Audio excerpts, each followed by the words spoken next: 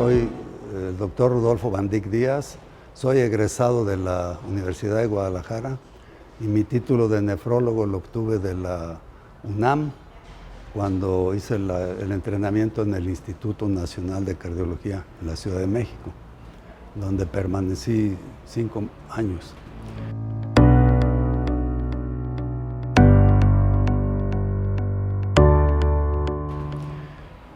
A raíz de que llegué a Guadalajara en el año 73, me di a la tarea de preguntarle a los compañeros nefrólogos que por qué no hacíamos trasplantes en Guadalajara. Uno de ellos me dijo, no, pues es que no tenemos quien los opere. En ese entonces, pues teníamos que tener cirujanos angiólogos, cirujanos urólogos, inmunólogos. Ahorita ya hay trasplantólogos y prácticamente se dedican a todo, pero llegando de la Ciudad de México aquí, teníamos necesidad de formar un grupo. Cuando me enteré de eso, fui con 2 compañeros de mi generación, urólogos, y les pregunté, ¿por qué no hacemos trasplantes? Le digo, lo que tienen que hacer ustedes como urólogos es meter el uretero en la vejiga, y eso pues no creo que sea difícil para ustedes. Y inmediatamente me contestaron, no, pues lo hacemos jueves y domingos. En los enfermos con reflujo vesicoureteral, pues los operamos constantemente. Entonces no habría problemas. Y les dije, ¿por qué no hacemos trasplantes? Y uno de ellos me dijo, porque no nos han traído un paciente. O sea, me regresó el reto.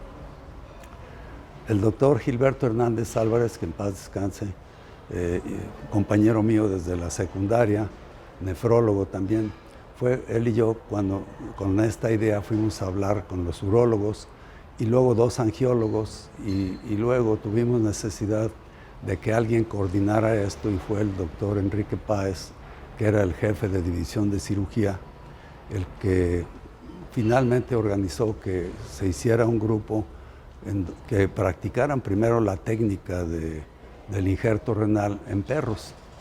Yo recuerdo que en el Hospital Ayala, que es la Clínica 45 ahorita, era el centro médico, entonces estoy hablando de los años 73. Y en 2 años, año y medio más o menos, dijeron, ya estamos listos. O sea, ya habían practicado en perros, ya se había organizado bien el grupo, teníamos psicóloga, teníamos nutrióloga, nos faltó un cura, pero no sabíamos de qué religión. Y con eso empezamos el trasplante, es decir, cuando llegamos con el director, le dijimos, estamos listos y ya está programada la cirugía para el día siguiente. Y nos dijo, tan seguros están que les va a ir bien. Dice, ahorita hablo a la Ciudad de México. Y le dijimos, si hablas ahorita es probable que te paren el trasplante. El centralismo siempre ha existido y no nos hemos podido quitar de encima.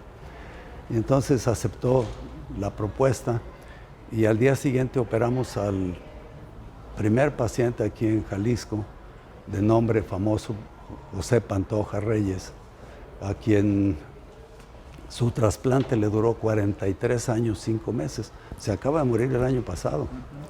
Entonces, para nosotros fue un logro, pues, el que este paciente, con los inmunosupresores que se usaban entonces, pudiera haber sobrevivido su trasplante más de 40 años.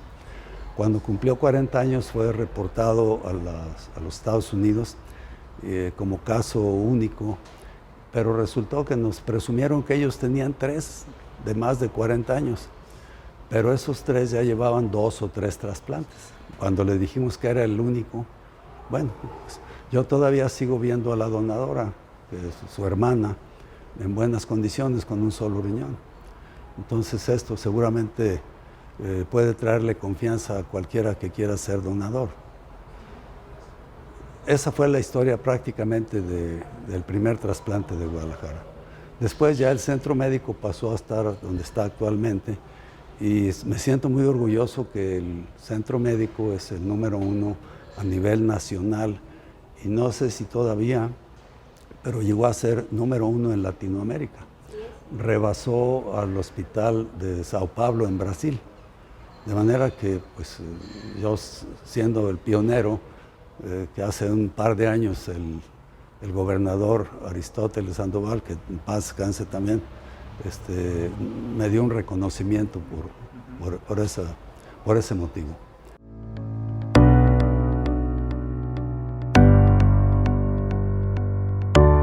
El Colegio Jalisciense de Nefrología nació porque cuando, les repito, llegué en el año 73 aquí a Guadalajara, les dije a mis compañeros nefrólogos, ¿por qué no nos juntamos? Pues tenemos que sesionar, tenemos que comunicarnos, tenemos que aprender unos de otros, en fin. Hicimos la Sociedad de Nefrología de Occidente, se llamó, pero pues éramos 6 o 7, me parece. Y a la hora de las sesiones, pues iba el ponente, el presidente y 2 más. No funcionó en esos términos. Posteriormente, cuando tuvimos necesidad de registrar nuestro título de nefrólogos en profesiones del Estado, para poder ejercer la nefrología en el Estado, aparte de tener la cédula profesional de médico general, necesitamos la cédula profesional del Estado como especialistas. Y empecé a juntar la papelería que se requería, junto con otros 2 nefrólogos amigos. Y cuando teníamos ya 24 casos de personas que querían inscribirse, el jefe de profesiones del Estado me dijo, doctor, no puede usted hacer un colegio con solamente 3 nefrólogos. Esto es importante. ¿Por qué?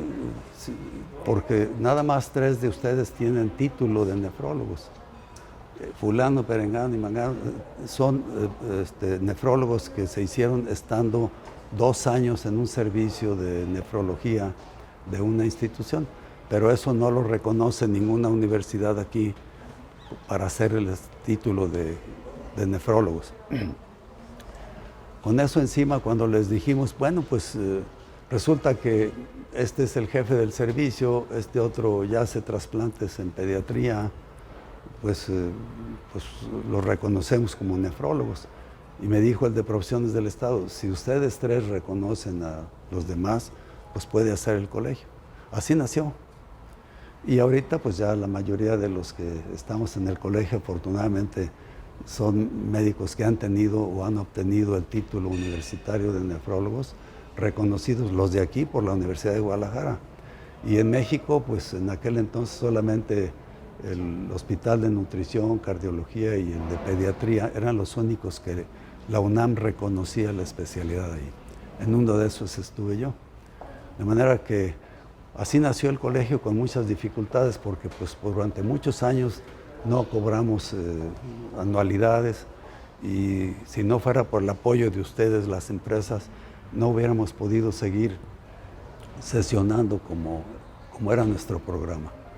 Y a mí me tocó ser el primer presidente del colegio, que fue en una elección unánime, puedo decir, porque la cena que un laboratorio nos ofreció fue para que hiciéramos una mesa directiva, y ahí les planteé que teníamos que hacer planillas para que votaran, y por unanimidad me escogieron por haber empezado yo con esto, ¿no? Y así nació hace 24 años el Colegio de Nefrología.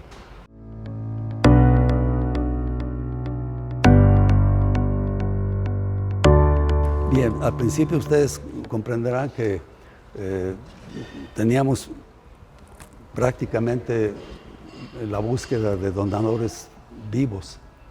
El primer trasplante cadavérico se llevó a cabo muchos años después aquí en la ciudad de Guadalajara. Pero al principio pues teníamos pues muchas dificultades. Sin embargo, cuando nos cambiamos al centro médico actual, tuvimos una apertura muy amplia por parte de las autoridades, y cualquier examen, cualquier estudio, incluso de los que se hacían en Estados Unidos, nos autorizaban que lo hiciéramos, ya no se diga de medicamentos, ¿verdad? Y entonces el programa pudo avanzar.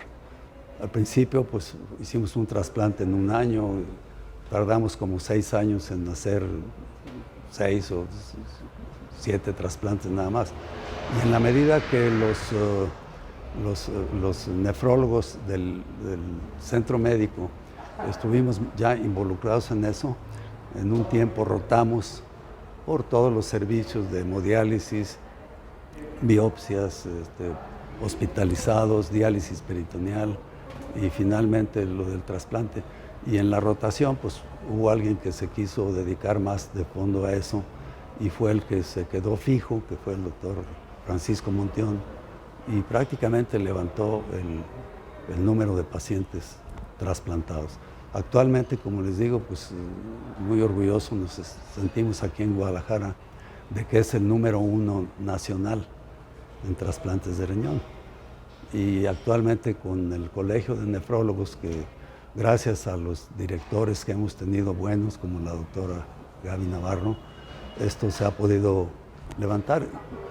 Sí, simplemente este foro de nefropatología fue idea de un presidente de hace 4 años que se le ocurrió que integráramos a los residentes que están en preparación y que podríamos combinar el aspecto clínico de la nefrología con el aspecto histopatológico.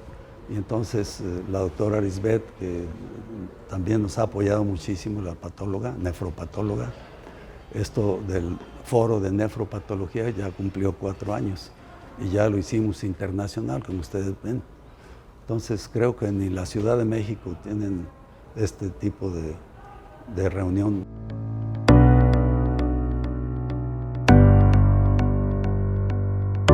Sí. Como les dije en un principio, nuestro equipo estaba formado con una psicóloga incluso, y nuestros pacientes pasaban por ella si aprobaba o no aprobaba que él fuera trasplantado.